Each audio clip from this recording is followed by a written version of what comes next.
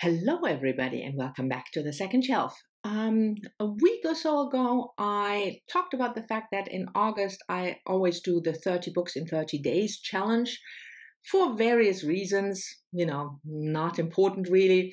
And a lot of you expressed an interest in me making a video about, tips and tricks, how I go about to be able to read 30 books in 30 days. So that's what I'm going to do today. Tips and tricks for the 30 books in 30 days challenge.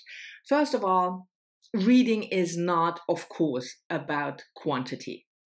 You know that.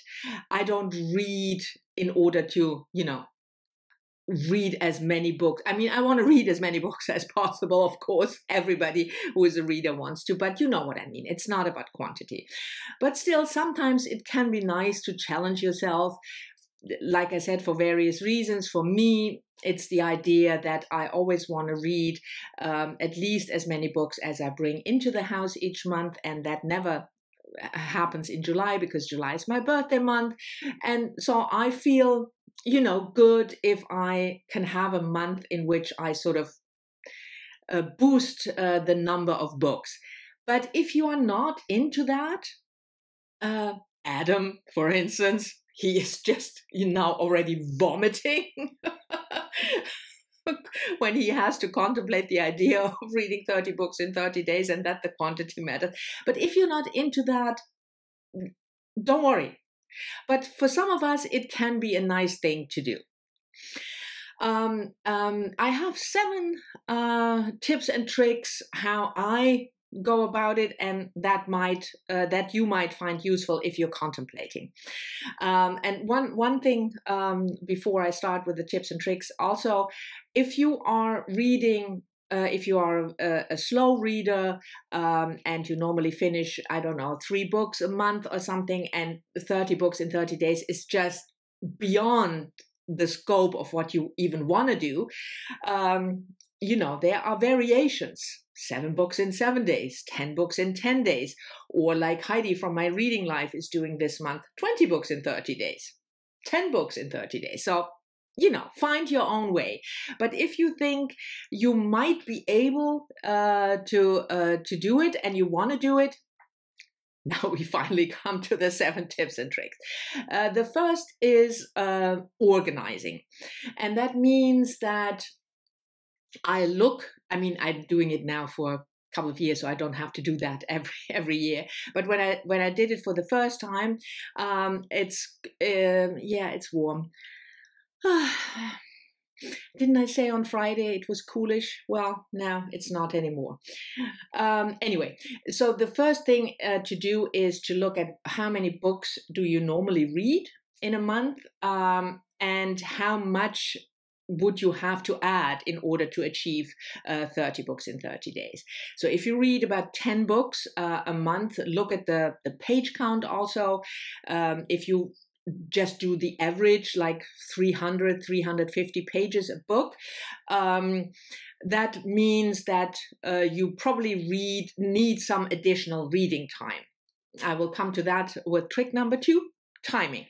But it's also that you should have in your mind the amount of books that you have to read in addition.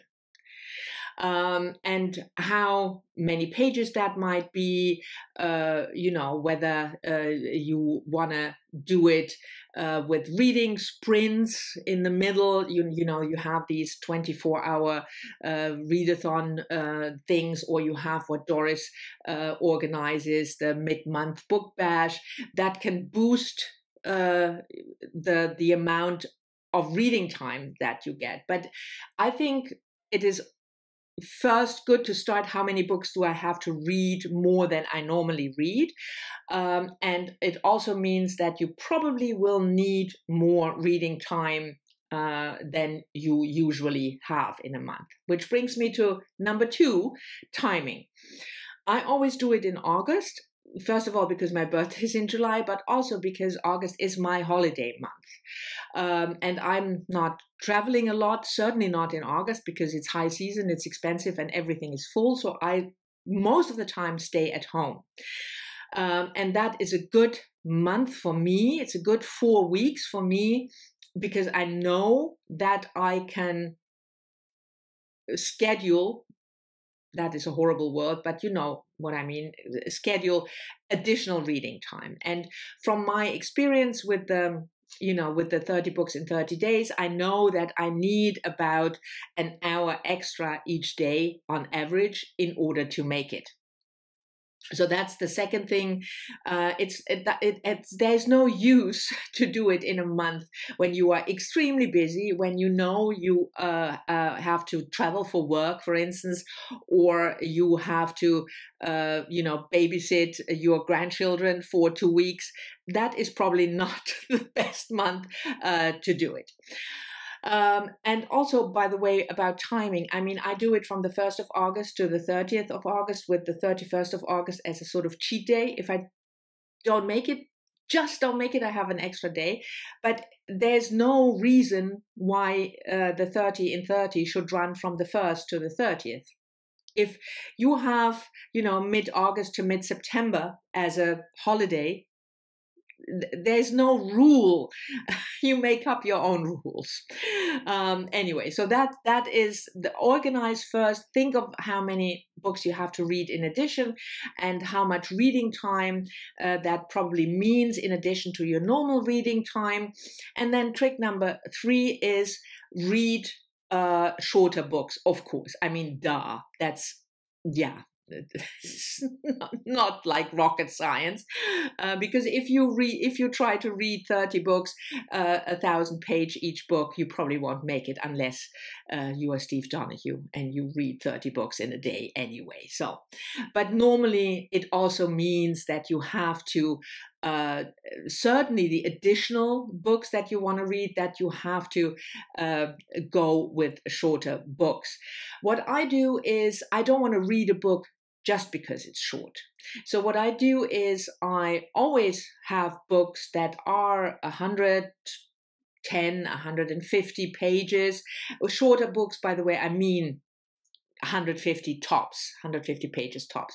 And I always have a lot of those on my TBR, books that I want to read, and I collect them, as it were, in the first 7 months. So as a preparation, I look at books that I really want to read and that are short. It can also be a play that you really want to read, or a small collection of poems, but I put them in a list, and I always try to at least have 10 to 15 of those, because a book, probably know your average reading time. So if you read between around 50 pages, 60 pages, an hour, then you need an hour and a half, depending like how many pages you read, but an hour and a half, 2 hours tops, to read a book that is under 150 pages. So I collect those because like I said, I really want to read books in that month that I want to read, even though it is a challenge for the amount of books, but it's not. If I just do it because of 1 book, 2 books, that doesn't work for me. So I need to have books that I really want to read, and so I collect the shorter books in the first couple of months. Then I have a list over there on the whiteboard. The other thing that works really well for me, another trick, and I think it's 1, 2, 3, 4. Trick number 4 is add additional audiobooks. I'm not big on audiobooks, as you know, but I try to find audiobooks that are easy to listen to, that are not that long, let's say 3 hours tops, or 4 hours tops, and I add a couple of those into the mix. This time, to give you an example, in August I decided to do the Murderbot Diaries, and they are 5 or 6 books, and most of them are about 3 to 4 hours in length, and they are available on Script. So I do the same as I like with the short books. I collect a couple of audiobooks that I think are fun to listen to, easy to listen to, and not too long. And the Murderbot, by the way, is a reread, which is tip number 6, I think. Maybe. Or 5. I don't know. I lost count. I think 5. Reread is also a good way of adding books, because most of the time, especially if it's an audio, if you reread it as an audiobook, and of course, especially if it's a shorter book or a collection of short stories or a collection of poems, the reread normally takes less time than the original read. So I reread a short book by Mary Beard, Women and Power, which is about 120 pages or something. And that is a really quick read. That was an hour and a half. And I reread on audio, like I said, the Murderbot Diaries, because I can speed it up. I know the story. So even if I do other things, you know, cleaning, washing, I can still listen to, because that's my personal issue. I normally can't do anything else if I listen to an audiobook. I will lose concentration. But with a reread, it's not that difficult. Okay, let me look on the list. Number 6, I think. Find books, types of books that you can read relatively fast. For me, it's a certain type of memoir. It's thrillers, it's sci-fi. Those are books that I read faster, normally already, that I read faster than, for instance, you know, a really difficult book about World War II in translation. I don't read books like that fast, but a murder mystery, fast-paced murder mystery, I want to, you know who did it. And the same with sci-fi. And like I said, a certain type of memoir. And I'm sure if you are a reader, you know that there are types of books that you can read fast. And there is, by the way, no shame, because it's your readathon, it's your rules, but there is no shame to put in a middle grade book or a YA or even a graphic novel or a graphic biography, because those books, you can read those books definitely faster than, you know, a 1,000-page biography called Red Comet about Sylvia Plath. That will take time. So that is always a good way, and put them, you know, in the list of the books that you want to read, because it's really helpful to have a list. It really is, when you prepare, that you know these are the 30 books that I want to read, and you can.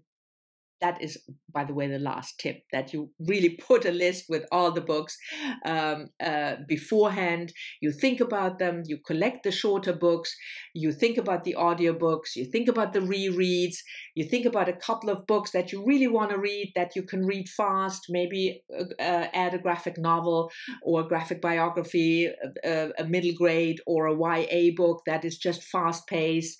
And if you have a list of 30 books, it will help you, I think, at least helps me, but I'm a list nerd, to get through it. And the last thing, just have fun with it. I mean, it's not school, it's not a chore, it's just something that you can do, that might give you joy, that might be fun. And if you don't make it, you don't make it. I mean, if you have plans of 30 in 30 and you do 20 in 30, hey, hail! You read 20 books. That's fantastic. So it's not, you know, your I don't know, college exam in medieval literature, that if you don't score well, you will never find that job that you want. No, it should be fun. Anyway. These are my tips. I don't know. I hope you will find them helpful. And again, to end this, I think realistically, everybody who reads normally about 10 books a month with 300 to 350 pages on average, and who can carve out 5 weeks where you can read, I mean, on average, an hour extra each day. Maybe it's 3 hours extra, on Friday, and 3 hours extra on Sunday. But on average, an hour extra a day, if you can do that, there is no way you can't do the 30 in 30, with the short books and everything. Let me know if this was helpful. Let me know whether you want to try it, or whether you want to try a variation like the 7 books in 7 days or the 10 in 10. Thank you very much for watching. As always, I'm very much looking forward to your comments, and I'll see you all soon in the next one.